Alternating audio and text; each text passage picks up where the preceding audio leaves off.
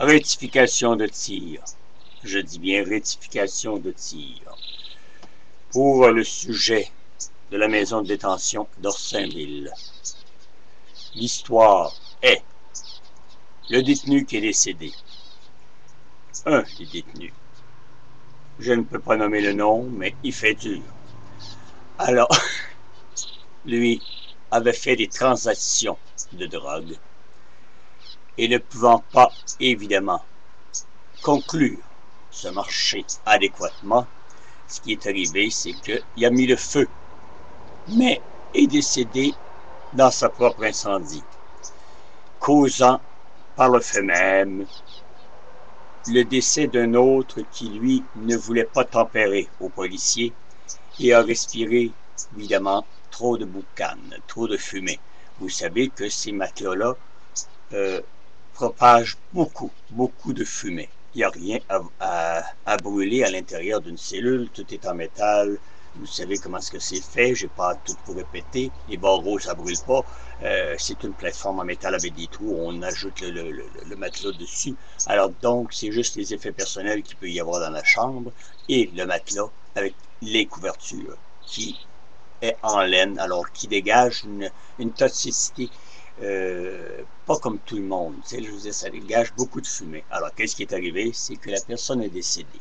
Ce n'est pas une rébellion, ce n'est pas... c'est tout simplement un petit règlement de compte qui a viré, évidemment, au drame, avec 2 décès et quelques blessés qui étaient des têtes chaudes et qui ont voulu, évidemment, en profiter pour vouloir partir quelque chose.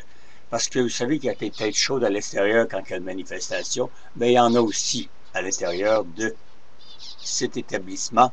Il ne faut pas se leurrer. Alors, c'est pour la raison, pour ce qu'il en est de la maison.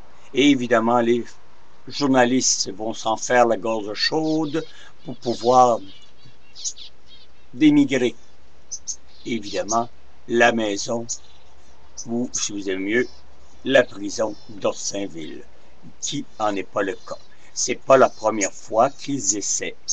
Il y a quelques têtes chaudes qui sont rendues à leur 6e fois, 6e reprise de vouloir. Écoutez les gars, vous êtes dans cette section.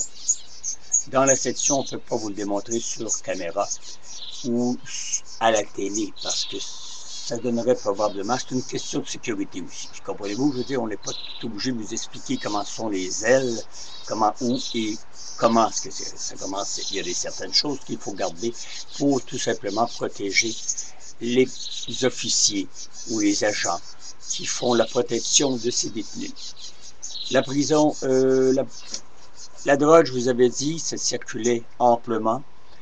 Elle est distribuée par des cadres, probablement, parce que c'est des personnes qui peuvent sortir et rentrer comme ils veulent dans un établissement.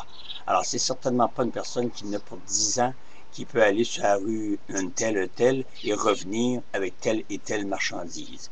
C'est que quand il y a des personnes qui ont des congés des fins de semaine, ils devraient être fouillés un peu plus adéquatement, tout sans exception.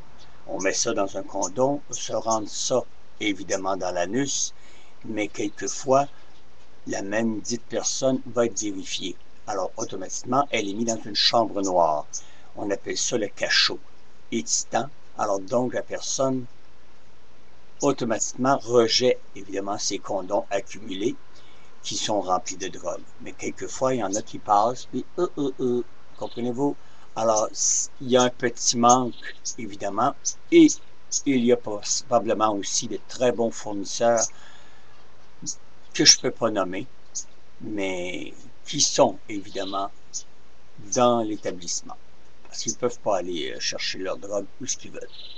Ben, c'était ça, c'est le dossier, évidemment, de la prison d'Orsainville. Alors, montez pas aux barricades, là, montez, faites-en pas un plat, point final, c'est tout simplement une transaction qui m'a tourné, et moi, vous dire franchement, les hosties d'enfants gâtés, calmez-vous le pompon. Vous êtes à l'intérieur, c'est certainement pas c'est pour quelque chose si vous êtes là. Alors arrêtez de vouloir être au Club Med, comme je vous ai déjà dit. Vous mangez, vous êtes logé, vous êtes nourri très bien, s'il vous plaît. Vous avez des salles de gym, les gens qui n'ont pas visité une maison d'incarcération, Austinville est très bien. On connaît des endroits qui sont encore mieux. Ils ont même une roulotte pour aller faire l'amour. Moi, vous dire honnêtement, là, les prisons du Québec ou du Canada sont de première classe à comparer de d'autres. Alors, on devrait les envoyer, ces gorges chaudes, les envoyer dans des prisons malfamées. Et laissez-moi vous dire, quand ils reviendraient au Québec, les coalistes, ils se plaindraient pas. Puis vous êtes là de toute façon parce que vous avez fait un méfait. Alors, payez. Alors, ne pas, moi, j'ai pas de pitié pour vous autres aujourd'hui. Point final, c'est tout. Alors, c'était ça la rectification.